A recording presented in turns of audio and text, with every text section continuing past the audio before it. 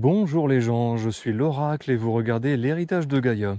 Alors aujourd'hui, épisode numéro 51 en extérieur, nous avons 2 degrés, pas de soleil, une légère brise et un beau ciel blanc cotonneux annonciateur de neige. La météo n'est pas extraordinaire, mais elle est toujours beaucoup plus clémente que ce que nous avons pu avoir ces dernières semaines. Donc franchement, on va pas se plaindre. Aujourd'hui, je prends sur moi de vous emmener de nouveau dans la nature, ou presque, pour vous montrer les vestiges de l'ancienne gare de Faux-Lambray. Alors pour trouver le site, c'est très simple, comme d'habitude. Vous allez à Faux-Lambray 02670 et une fois que vous avez traversé la forêt domaniale de Coucy-Basse en provenance de Pierremande, vous prenez la première à gauche en entrant dans le village. Vous contournez la maison forestière et vous remontez la rue qui est habitée. Et normalement, tout au bout sur la gauche, vont se présenter les ruines qui font l'objet de la vidéo d'aujourd'hui et vous serez arrivé.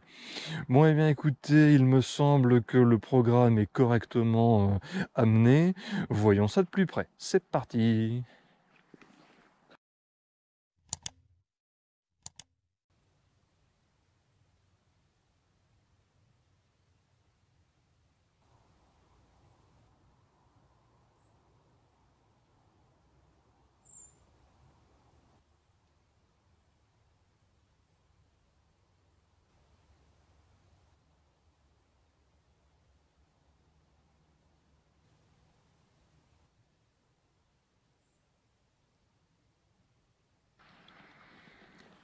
Bien. Avant d'aller visiter les ruines, parlons rapidement de l'ancienne voie ferrée que je suis actuellement en train d'arpenter. Selon la nomenclature officielle et surtout imprécise de la SNCF, je suis sur la ligne 234 000 du réseau ferré national, plus exactement la ligne Anizy-Pinon-Chauny. Sauf que cette appellation est quelque peu mensongère parce que véritablement elle n'atteignait pas Chauny. Dans les faits historiques, nous sommes davantage sur la section rond d'Orléans-Anizy-Pinon appartenant à la ligne Chauny-Saint-Gobain que vous connaissez déjà. À sa grande époque de 1882 jusqu'à 1954, elle mesurait au total 18,391 km.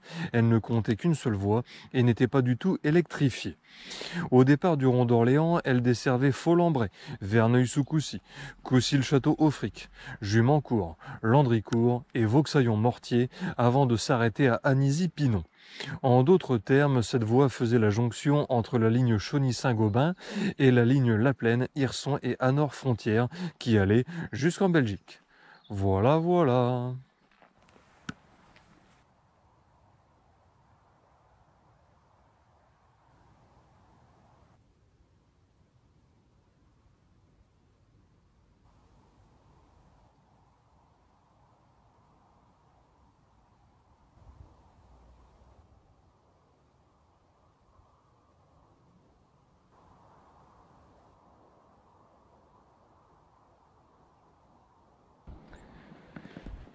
Bon, eh bien ce coup-ci, chers amis, nous y sommes, aux vestiges de la gare de Faux-Lambray. Donc d'ailleurs, au passage, je tiens à m'excuser auprès de vous puisque cette construction n'est pas la gare, elle a été détruite dans les années 1980. Donc du complexe ferroviaire de Faux-Lambray, c'est tout ce qu'il reste. Et nous sommes en face d'une halle, donc c'est-à-dire un hangar destiné à la maintenance SNCF. Donc j'exagérais, mais pas trop, puisque nous sommes toujours dans le thème de la vidéo. Donc là, on va aller voir à l'intérieur. Je vais tâcher de me frayer un chemin gentiment, puisque la marche est haute et que je voudrais pas m'abîmer. Allez, un pas devant l'autre, comme d'habitude. Bon, c'était juste une grosse marche. Bon, tant mieux. Allez, on entre.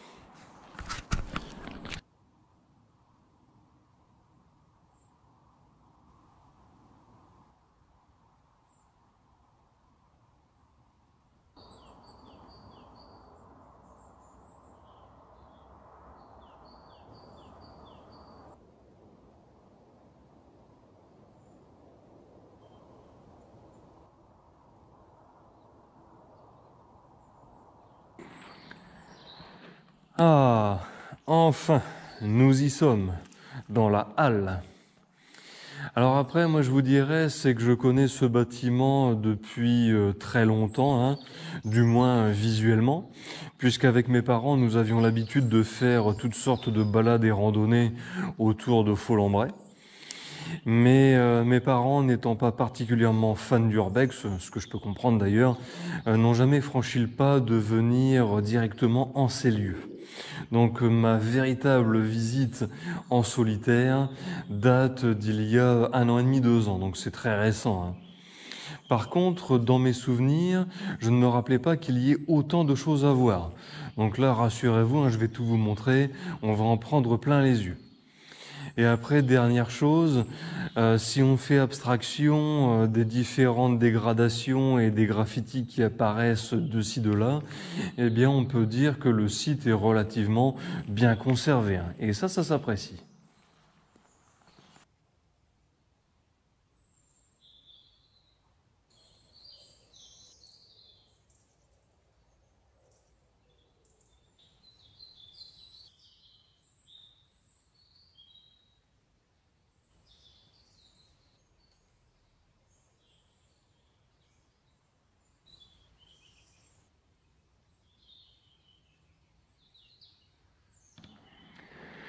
Alors maintenant, je profite d'être en intérieur pour ajouter un autre petit point historique rapide, se rapportant cette fois-ci à la gare en elle-même.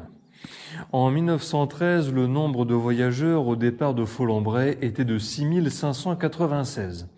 Donc là, j'ai été on ne peut plus étonné parce que je n'aurais jamais imaginé qu'il y eût autant de monde en partance de ce petit village. Mais bon, pourquoi pas, hein. Après tout, on est toujours surpris. À l'époque, il était possible de trouver une grande grue portique qui enjambait la voie. Cette grue, manœuvrable par un seul homme, retirait et ajoutait des marchandises sur les trains qui passaient en dessous. En 1917, la gare a été détruite par la guerre et ses rails ont été prélevés pour soutenir les besoins en métal du pays.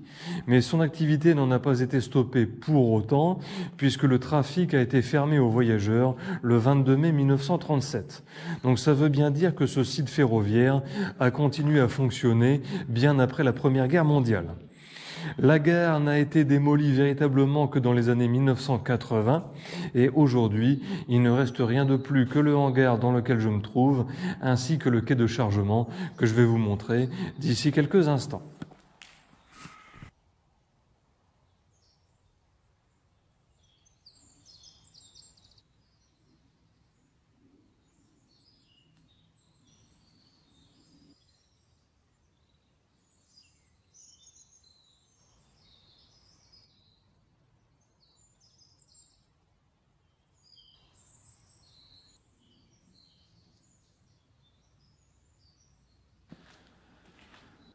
À partir d'ici, je peux d'ores et déjà vous montrer les quais de chargement.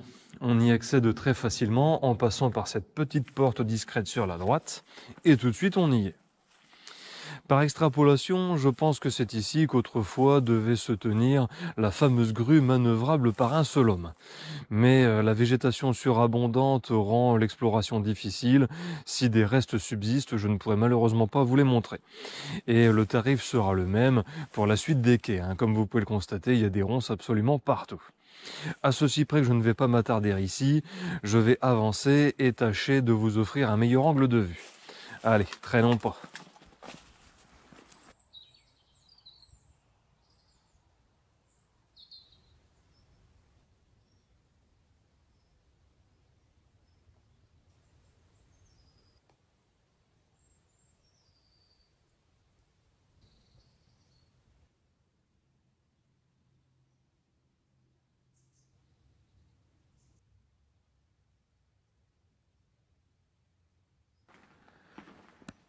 De nouveau à l'intérieur de la halle, je tenais à ce que vous sachiez que les quelques mètres de voie ferrée que je suis en train d'arpenter sont les tout derniers trouvables sur ce site. En effet, à l'extérieur du bâtiment, que ce soit devant ou derrière, il n'y en a plus du tout. Donc ce sont vraiment des vestiges de première importance. Alors savourez-les, parce que c'est les derniers. Là, j'arrive à l'extrémité du hangar et je vais me faufiler dehors. Donc l'idée étant de rejoindre le bord du quai. J'ai trouvé un meilleur angle de vue, plus parlant que ce que je vous ai fait voir tout à l'heure. Donc je fais quelques pas dans cette direction et très vite sur ma gauche se présente un soubassement imposant en béton, surmonté par une belle rangée de briques rouges apparentes, elle-même surplombée par une butée faite à partir d'un vieux rail. Alors pourquoi un morceau de rail? C'est une très bonne question, j'en sais rien du tout, mais en tout cas ça servait, c'était là et ça l'est toujours. Allez, on continue?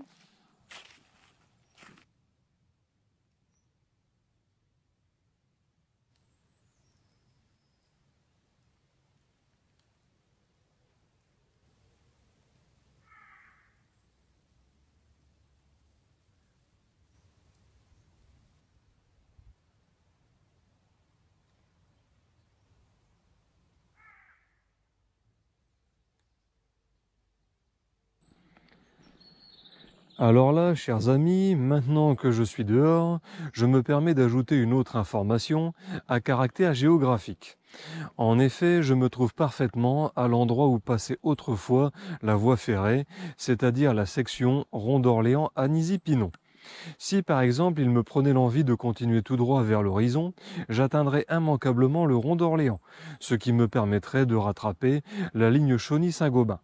En revanche, si je faisais demi-tour et que je prenais la direction opposée, je passerais par Coucy-le-Château-Auffrique et au bout d'un moment, j'aurais atteint la ligne La Plaine, Hirson et Anor-Frontière. Tout simplement.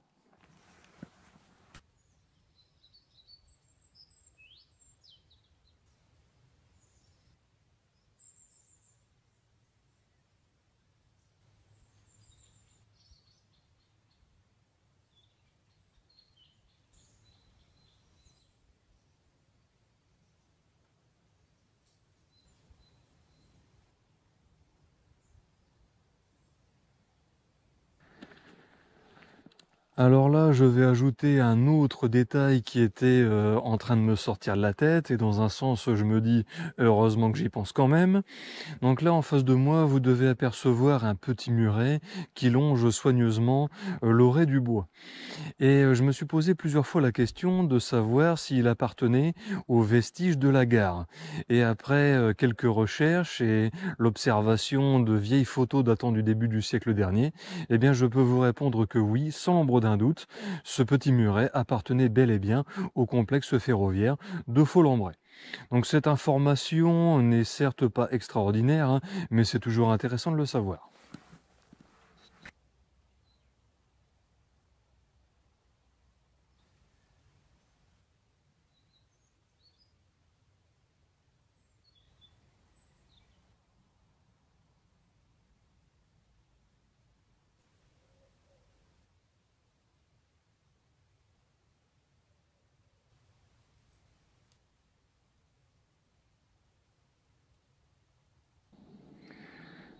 Sinon, récemment, j'ai eu un entretien des plus instructifs avec un riverain de Faux-Lambray qui m'a exposé une théorie très intéressante. Selon lui, les petites lignes ferroviaires locales, comme Chauny-Saint-Gobain par exemple, avaient tendance à drainer une population bourgeoise fortunée issue de Paris qui n'hésitait pas à consommer et à investir par chez nous. Du coup, en fermant ces voies, on a interdit à ces gens de venir, ce qui les a empêchés de dépenser leur argent dans notre région, ce qui aurait favorisé l'appauvrissement du secteur. Alors non seulement ça se tient, et en plus c'est vachement dommage.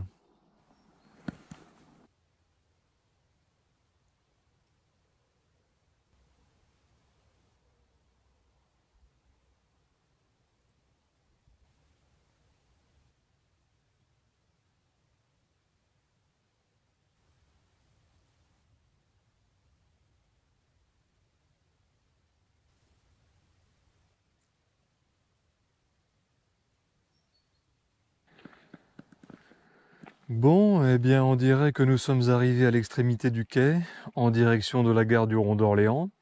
Cela signifie que nous avons parlé de tout ce qu'il y avait à traiter, vu tout ce qu'il y avait à voir, et aussi et surtout qu'il est temps pour moi de faire demi-tour, histoire de rentrer à la maison et d'aller me mettre au chaud.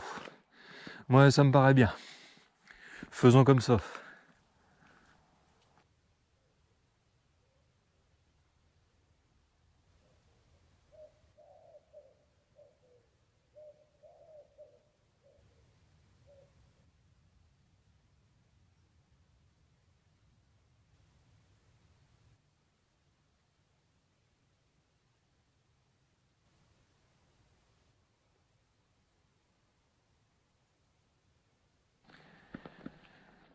Bon les gens, cet épisode numéro 51 consacré à l'ancienne gare de Folembray est à présent terminé.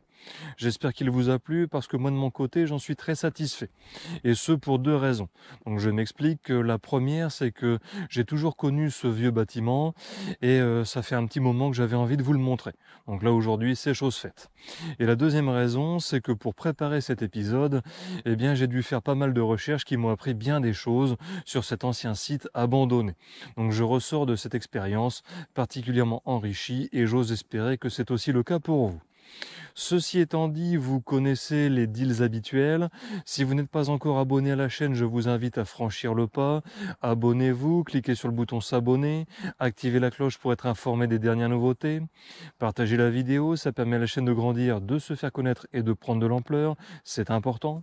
N'hésitez pas à lâcher le petit pouce vers le haut qui fait très plaisir et qui motive bien comme il faut. Et si vous avez des choses à dire ou des remarques à formuler, exprimez-vous dans les commentaires. Vous savez que peu importe ce que vous auriez à dire, cela favorisera le référencement de ma chaîne sur YouTube. Donc cela aura un impact, croyez-moi. Je vous remercie de m'avoir regardé jusqu'ici et je vous dis à bientôt pour effectuer de nouvelles séances d'urbex en pleine forêt domaniale de Coucy-Basse. Allez, salut et prenez soin de vous.